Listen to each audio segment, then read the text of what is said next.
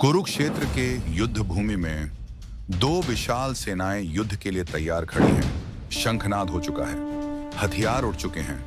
इतिहास एक नया मोड़ लेने वाला है। लेकिन इस युद्ध भूमि के बीचों बीच खड़ा है एक योद्धा जो अचानक युद्ध नहीं कर पा रहा। उसका नाम है अर्जुन। और आगे जो होने वाला है वो केवल जीत की कहानी नहीं, बल्कि भय, भ्रम और आंतरिक संघर्ष की कहानी है। एक ऐसी कहानी जो हर मनुष्य के जीवन से जुड़ी है। स्वागत है भगवत गीता की यात्रा में। आज हम शुरू करते हैं अध्याय 1 से। अर्जुन विषाद योग, यानी अर्जुन के निराशा का योग। कुरुक्षेत्र के मैदान पर जहां धर्म और नियति का मिलन होता है, दो महान सेनाएं युद्ध के लिए तैयार हैं। एक तरफ हैं पांडव, धर्म के रास्ते पर चलने वाले, जिनका नेतृत्व कर रहे हैं युधिष्ठिर। दूसरी तरफ हैं कौरव, जिनकी कमान महत्वाकांक्षी दुर्योधन के हाथों में है। तब कौरवों के सबसे बड़े योद्धा भीष्म पितामह ने शेर की तरह गर्जना करते हुए अपना शंख बजाया, जिससे दुर्योधन के दिल में खुशी की लहर दौड़ गई। कौरवों ने युद्ध का ऐलान कर दिया था। अब पांडवों की ओर से भगवान कृष्ण और अर्जुन, जो अपने सफेद घोड़ों द्वारा खींचे गए भव्य रथ पर विराजमान थे, उत्तर देते हैं। कृष्ण पंचजन्य बजाते हैं, अर्जुन देवदत्त और भीम अपने विशाल शंख पौंड्र से आकाश को कंपा देते हैं। अर्जुन अपने समय का सबसे महान धनुर्धर अपने सारथी की ओर मुड़ता है, भगवान कृष्ण, और बोलता है, हे कृष्ण, मेरे रथ को दोनों सेनाओं के बीच ले चलो। मैं देखना चाहता हूं कि कौन कौन यहां युद्ध के लिए इकट्ठे हुए हैं। कृष्ण कुछ नहीं कहते, उनका चेहरा शांत है, उनकी उपस्थिति स्थिर। वे बस रथ को आगे बढ़ा देते हैं। धीरे धीरे रथ आगे बढ़ता है। दोनों विशाल सेनाओं के ठीक बीच में हजारों योद्धाओं के नीचे धरती कांप रही है। लेकिन अर्जुन के भीतर एक गहरी लड़ाई शुरू हो जाती है, क्योंकि जो वो देखने वाला है उसे हमेशा के लिए बदल देगा।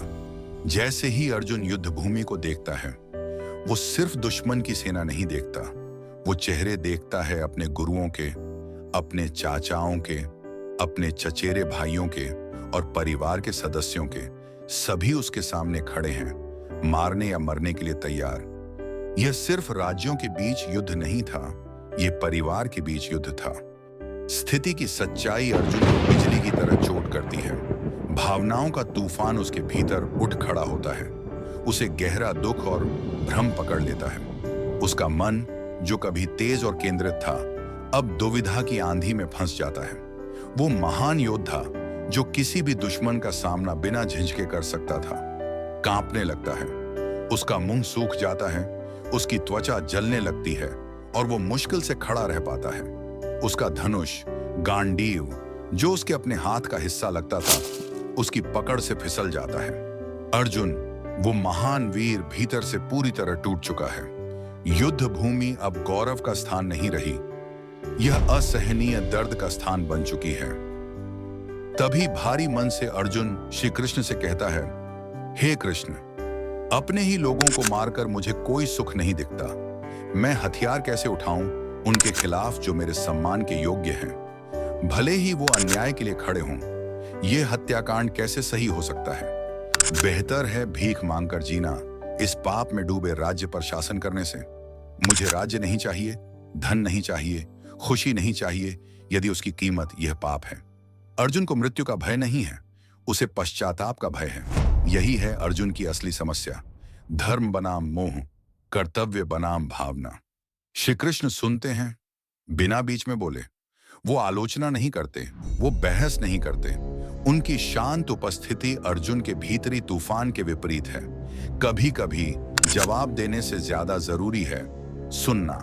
तब अपने दुख के सामने पूरी तरह समर्पण करते हुए अर्जुन रथ पर बैठ जाता है। उसकी आत्मा हार चुकी है और घोषणा करता है, मैं नहीं लड़ूंगा। यहीं समाप्त होता है अध्याय 1। यह अध्याय बिल्कुल कोई समाधान नहीं देता। इसके बजाय यह शक्तिशाली तरीके से समस्या प्रस्तुत करता है। समस्या है स्वयं मानव स्थिति। अर्जुन का टूटना हमारे अपने संघर्षों का आईना है। जब हम करियर के दबाव का सामना करते हैं, परिवार की उम्मीदों का, नैतिक समझौतों का, गलत निर्णय का भय, हम भी रुक जाते हैं, हम भी उलझ जाते हैं। अर्जुन की तरह हम भी फैसलों के बीच खड़े होते हैं, यह नहीं जानते कि क्या सही है। यह दर्शाता है कि सबसे मजबूत, सबसे कुशल व्यक्ति भी मानसिक रूप से टूट सकता है। अर्जुन सिर्फ एक योद्धा राजकुमार नहीं है, वो हम में से हर एक का प्रतिनिधित्व करता है जब हम खोए हुए, भ्रमित और जीवन की चुनौतियों से अभिभूत महसूस करते हैं। यह अध्याय हमें याद दिलाता है कि युद्ध भूमि बदल सकती है, लेकिन मनुष्य का संघर्ष वही रहता है। जब सब खत्म लगता है, वहीं से वापसी शुरू होती है। अगले अध्याय में श्री कृष्ण आखिरकार बोलेंगे। हम देखेंगे कि कृष्ण कैसे अर्जुन के गहरे दुख को संबोधित करते हैं और उसे निराशा से धर्म की ओर ले जाते हैं। सब्सक्राइब करें और हमारे साथ चलें भगवद गीता के शाश्वत ज्ञान की यात्रा में।